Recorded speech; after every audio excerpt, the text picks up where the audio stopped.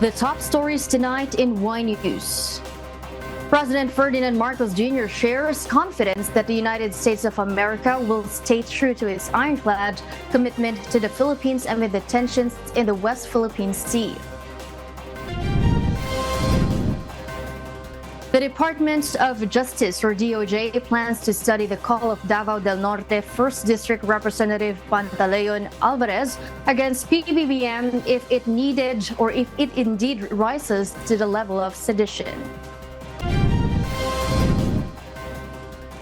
The Metropolitan Manila Development Authority, or MMDA, defers the start of stricter implementation to ban e-bikes and e-trikes along national roads in Metro Manila, coinciding with a nationwide transport strike.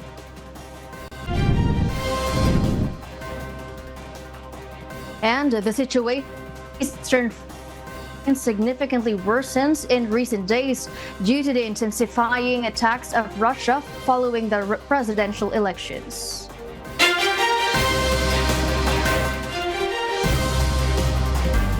Good evening, Philippines and the world. Today is Monday, the 15th of April, 2024. Join us in the next hour as we deliver today's top stories around the Philippines and in other parts of the world. We are also seen in 1,935 satellite monitoring centers nationwide and via live streaming worldwide through the UNTV News and Rescue social media channels. I am Mariela Tosa.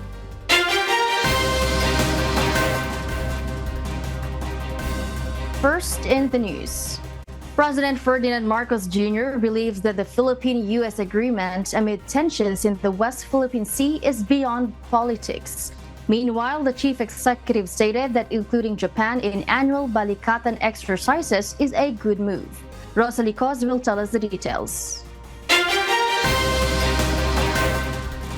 President Ferdinand Marcos Jr. is confident that the United States of America will stay true to its ironclad commitment to the Philippines amid the tensions in the West Philippine or South China Sea. This is despite the possibility of a change in the American leadership. U.S. President Joe Biden and former American Chief Executive Donald Trump are set for election rematch in November. PBBM said that President Biden has assured him of that commitment. He made the statement during an interview with the Foreign Correspondents Association of the Philippines, or FOCAP. I believe that what we have agreed with the United States are beyond politics, and I think that they almost rise to treaty agreements. Those treaty agreements must be honored, and that I think puts us on good ground. He also stressed that the Philippines is closely monitoring the result of the upcoming U.S. elections. Meanwhile, the chief executive believes that including Japan in the Balikatan exercises, an annual defense exercises between the Philippines and the United States of America, is a good move. However, this still needs further study, though he has no objection to the idea. That again is. I think is a good move for us to make, simply because it will make it easier for us to work together and to coordinate together. The president also said the Reciprocal Access Agreement, or RAA, a deal which will allow the Philippines and Japan to send military forces to each other's territory for joint drills, will be signed soon. He discussed the deal with Japanese Prime Minister Fumio Kishida when in Washington, D.C. last week. We're working on that. Yes, we are. Malapit na. Sorry, that will be coming soon. Also, he said that he does not see the agreement to affect the call for justice of advocates for Filipino comfort women who have been long seeking for justice and reparations. Rosalie Cos, UNTV News and Rescue. We serve the people, we give glory to God.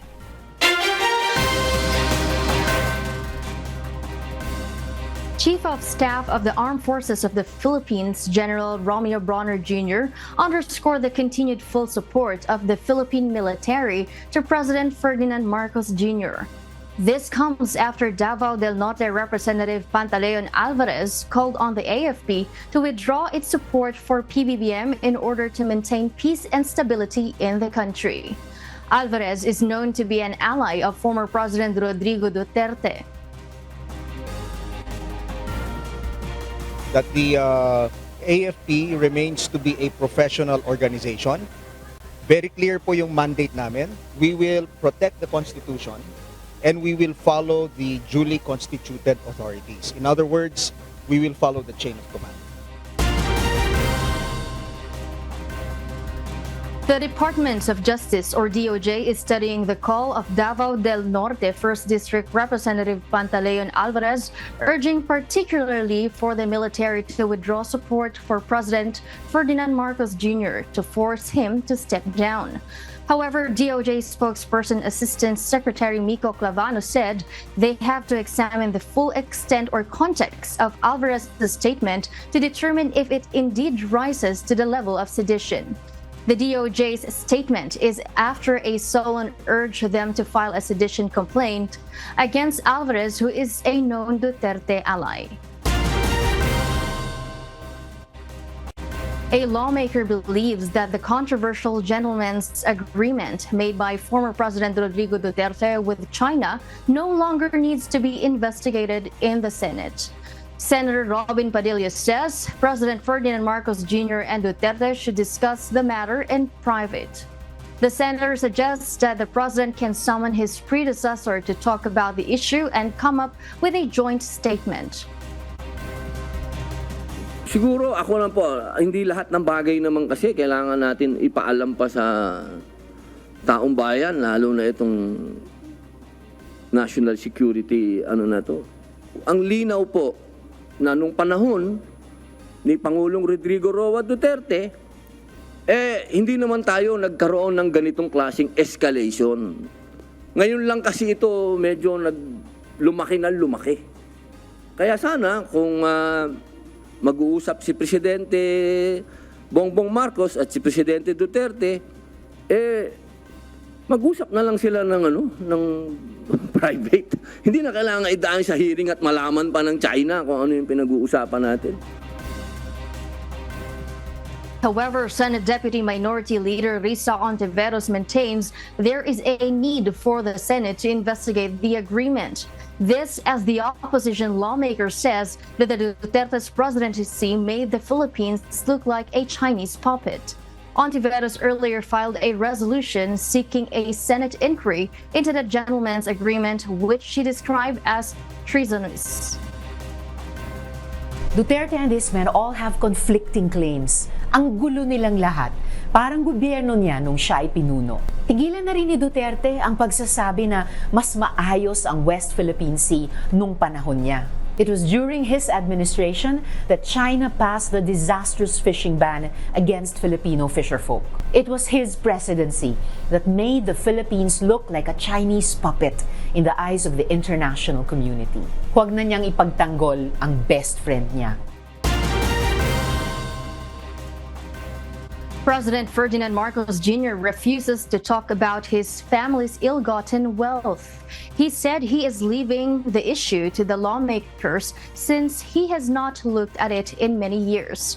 The issue was raised during the Foreign Correspondents Association of the Philippines Presidential Forum.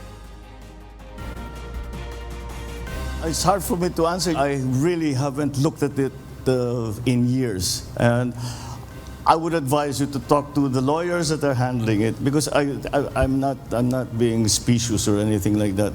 Matagal ko nang hindi narinig yung pangalan na Arelma. We were still in Hawaii when we were hearing that name. Meanwhile, PBBM was also asked if he will apologize to martial law victims during his father's rule. He said it is a personal matter for the Marcos family.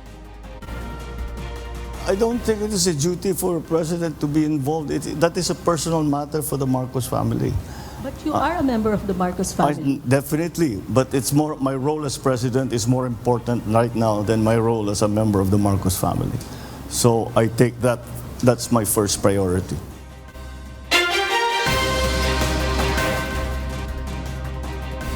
And for the news abroad, Iran launched Operation True Promise on Saturday night, April 13, 2 weeks after a suspected Israeli attack on its consulate in Syria. The operation is the first ever direct attack by Iran on Israeli territory after almost 50 years and so far the single largest drone attack executed by any country. Mavian Dog will tell us why. After Israel's strike on Iran's consulate in Syria, which killed 7 IRGC members, including 2 generals, and 6 other people. Punishment for attacks by Israel and others.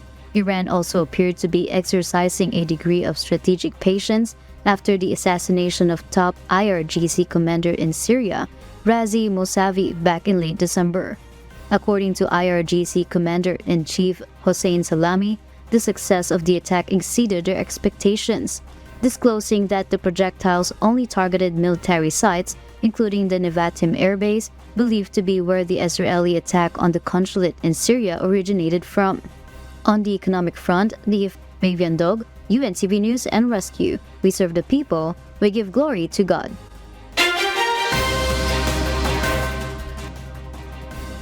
Meanwhile, the situation on the eastern front of Ukraine has significantly worsened in recent days, primarily due to the intensifying attacks of Russia following the presidential elections. According to Ukraine's Armed Forces Commander-in-Chief Alexander Syrskyi, the warm and dry weather helped with the Russian armored assaults in the areas of Lyman and Bakhmut in eastern Ukraine, which continues to be the epicenter of the fiercest fighting in the country. Aside from Vladimir Putin's win in the presidential election last month, the lack of aid and shortage of artillery from the United States has also begun to affect Ukraine on the battlefield. Defense experts have warned that delays in the U.S. military assistance could significantly decrease Ukraine's ability to defend against current and future Russian offensive attacks. Around $60 billion worth of military aid to Ukraine remains blocked by U.S. Republicans. We'll share more global stories with you later. And for those watching or live streaming on YouTube, please click the subscribe button you see on your screen and ring the bell for notification. You may also follow us on Facebook, Instagram, and TikTok. The Manila Development Authority or MMDA deferred to April 17 the start of stricter implementation to ban e-bikes and e-trikes along national roads in Metro Manila. Jedna Resina will tell us why. The Metropolitan Manila Development Authority or MMDA expect that some e-bike and e-trike users utilize their light e-vehicles today, April 15, coinciding with the nationwide transport strike initiated by transport groups such as Manibela and Piston. However, instead of enforcing the new policy today, the MMDA will implement it on April 17, Wednesday. This 2-day period will provide the public with an opportunity to become informed about the restriction. Ito po ay part ng information campaign 1 and in consideration po na may tigil pasada ngayon. Pero hindi po ibig sabihin na pwede kayong dumaan pa rin. Bawal na rin po kayo, it's just that hindi po kami magtitiket at paalisin lamang po kayo. Meanwhile, MMDA personnel have observed a decrease in e-trike usage on national roads. This particularly notable in Baclaran, Pasay City, where e-bikes commonly used for public transportation have been abundant. So far, wala na ho kaming gaanong nakikitang e-bike. Siguro mga pangilan-ilan lang, isa, dalawa, hindi na umaalis na kagad. Unlike before na talagang andito sila, bumibiyahe. Ang laki ng difference compared before. Upon the policy's enforcement on Wednesday, violators carrying a driver's license will be fined 2,500 pesos, while those without license will have their vehicles impounded. The MMDA has posted on their social media page a list of national roads where e-bikes and e-trikes will be banned. These include radial roads such as Rojas Boulevard, circumferential roads like EDSA and C5, and also Commonwealth Avenue, Elliptical Road, Mindanao Avenue, and Quezon Avenue. Jedna Resina, UNTV News and Rescue. We serve the people, we give glory to God.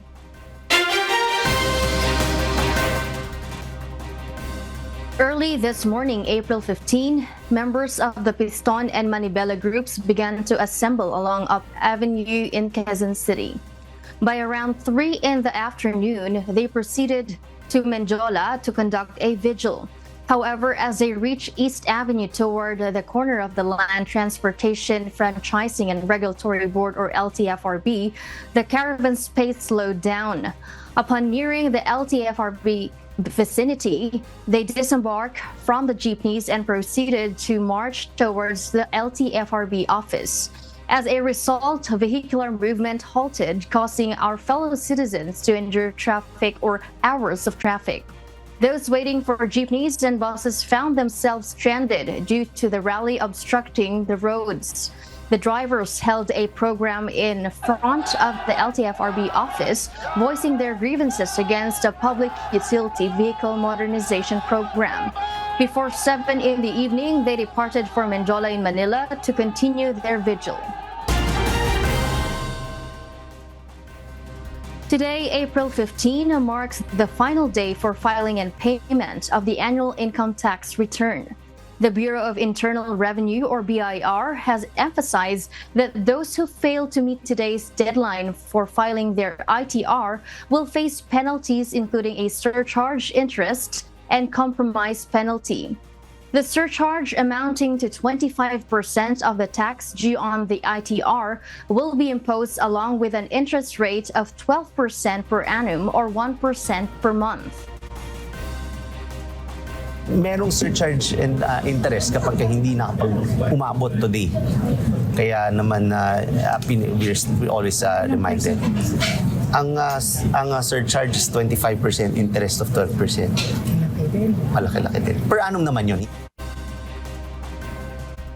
BIR further warns that the interest rate payable will escalate if the ITR is not settled immediately after the deadline. The Bureau of Internal Revenue, or BIR, is committed to continually improving the tax payment process for our citizens, aiming to reduce the reasons why some people may struggle to pay. Commissioner Romeo Lumagi Jr. of the BIR explained that the enhancement of their online facilities has greatly facilitated the agency's transactions, making them more convenient for taxpayers. Additionally, the agency's goal by 2028 is to achieve a high level of digitalization. Our aspiration when we had our planning is by 2028, the BIR is highly digitized already. So maybe not 100%, but definitely malaking improvement ang mararamdaman ng mga taxpayers. Currently, there are only a few individuals who prefer manual filing, and the BIR encourages them to try online registration for a more streamlined experience. The Commission on Elections, or COMELEC, entered the Moro Islamic Liberation Front, or MILF, camp in Darapanan for the first time today for voter registration. Dante Amento will tell us why. In preparation for the first parliamentary election in the Bangsamoro Autonomous Region in Muslim Mindanao, or BARM, on May 12, 2025, the Commission on Elections, or COMELEC, led by Chairman George Erwin Garcia, in an unprecedented event, conducted the first voter registration inside the Moro Islamic Liberation Front, or MILF camp in Darapanan, Sultan Kudarat today, April 15. Sabi nga ni Chief Minister, wala naman nakakapasok dati dito eh. Alam natin, several years back, hindi ito pwedeng pasukin. Uniform man or civilian. A simultaneous voter registration was also done at Camp Abu Bakar. The registration would last until tomorrow in the afternoon, April 16. Meanwhile, BARM Chief Minister and MILF Chairman Murad Ibrahim said the event would help more MILF members, including combatants, to vote in the elections, particularly the 2025 parliamentary election. We already accept the reality na kailangan ng magkaroon ng election sa BARM. So kaya we are preparing all our yung lahat ng kailangan namin na i-prepare, yung political party namin, yung mga lahat ng related sa election para this coming election ay talagang kasali na ang lahat ng Bangsamoro. Maging siya ay nasa panig ng gobyerno o nasa panig ng MILF ay sasama na sa election. Ang minapatyagan at ang monitor at ang tututukan ng COMELEC ang parliamentary election ng 2025 dito sapagkat napaka-promising yan. First time na magkakaroon ng halalan sa parlamento. And sabi nga ni Chief Minister, ito yung pagkakataon nila ng mga kababayan natin na makaboto. Di ba? At least makakapaghalal sila ng mga representante nila mismo sa parlamento. Ebrahim admitted that in the recent years, some of their members were afraid to register because of their identity that would be disclosed. Isa sa mga rason kung bakit hindi makapunta ng presinto yung mga at saka registration area, yung mga combatant, ay dahil takot sila na pumunta ng ayaw nila na ma-intercept sila. So, yun ang isang mga rason. So ngayon, open na kasi yung pag-register, hindi na lang doon sa ibang area, kundi dito na mismo sa kampo. BARM has a current registered voters of 2.5 million. Dante Amento, UNTV, News and Rescue. We serve the people. We give glory to God.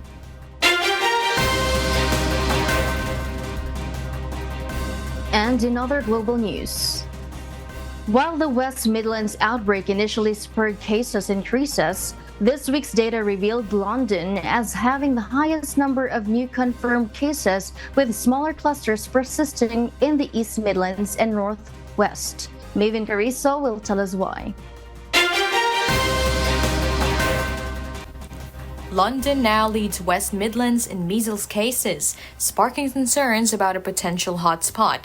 According to the regular measles statistic published by the UK Health Security Agency, or UKHSA, last week, UKHSA alerts to England's highest infection rate in a decade, alongside declining child vaccination rates. Over the past 6 months, infections surged, with 62 out of 195 cases recorded since March 11, compared to just 11 cases last March.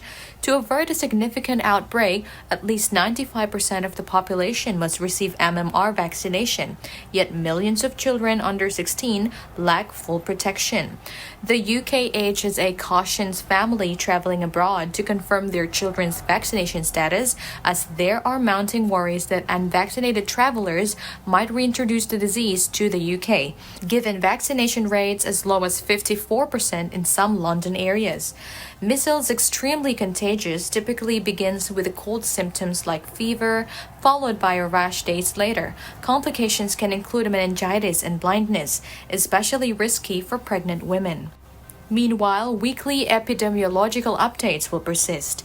Data in this report are preliminary and subject to change. Maven Carrizo, UNTV News and Rescue. We serve the people. We give glory to God.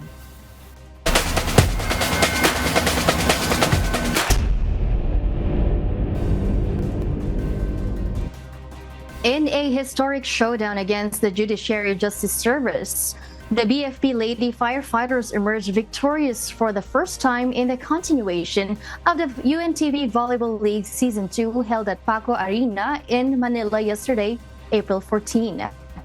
Gang Abellana was hailed as the best player of the game for her outstanding performance. In the second game, the AFP Lady Gunners triumphed over the SSS Pension Protectors in 3 consecutive sets, with the May Madulid earning the title of Best Player of the game. Maintaining their lead in the standings, the Lady Gunners boast 4 wins and 1 loss. On the other hand, the Pension Protectors occupy the 7th spot with 1 win and 3 losses. In the third game, the PNP Lady Patrollers secured a victory in 3 consecutive sets against the Senate Lady Defenders. Now sitting comfortably in the 3rd spot, the Lady Patrollers have secured 3 wins and 1 loss. The Lady Defenders, with 3 wins and 2 losses, currently hold the 4th spot in the team standings. Talagang pinagtuunan namin ng pansin yung floor defense nila. Floor defense, pati ang blockings nila, and then yung kumpiyansa nila, talagang kailangan namin, yun talagang tinutukan namin, binoost talaga namin yung moral nila. Lagi ko sinasabi sa mga player namin na once na ganyan laro, dikdikan yung laro, kailangan synchronize dapat yung galaw. Then nakuha namin siguro, gumalaw sila ng maayos, kung anong pinagpapractice namin, lumabas naman. Buong araw kami nag-ensayo, umaga, hapon, pinaghandaan namin talaga sila. Tuloy-tuloy lang kami sa pag-ensayo, yung mga game plan namin, ano namin para ma-perfect.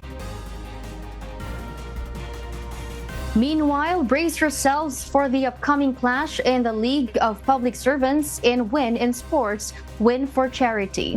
On April 18, 2024, Thursday at Paco Arena in Manila, the Comelec suffragettes will face off against the Judiciary Justice Servers in the first game at noon. Following this, the DFA emissaries will go head-to-head against the PNP Lady Patrollers at 2 o'clock in the afternoon. Then the BFP Lady Firefighters will take on the Senate Lady Defenders in the third game at 4 o'clock in the afternoon. You can catch all the action live on the social media accounts of UNTV News and Rescue and UNTV Sports.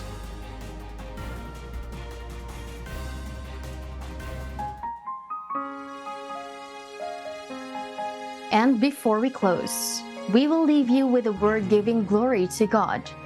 From the book of Proverbs, chapter 11, verse 28. It says, "He that trusteth in his riches shall fall, but the righteous shall flourish as a branch."